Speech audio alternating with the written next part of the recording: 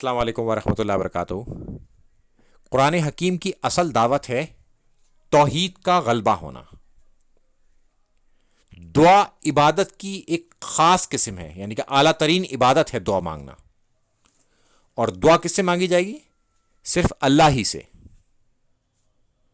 اللہ تعالیٰ فرماتا ہے چیپٹر 61 آیت نمبر 9، وہی ہے جس نے اپنے رسول کو ہدایت اور سچا دین دے کر بھیجا تاکہ اسے اور تمام مذاہب پر غالب کر دے، اگرچہ مشرکین ناخوش ہوں۔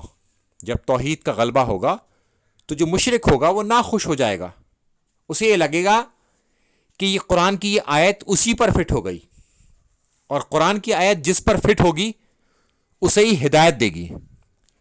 تو جس پر وہ فٹ ہو رہی ہے اس کے لیے وہ گفٹ ہے، تحفہ ہے اللہ تعالیٰ کا، جس کا اجر اسے بروز قیامت ملے گا۔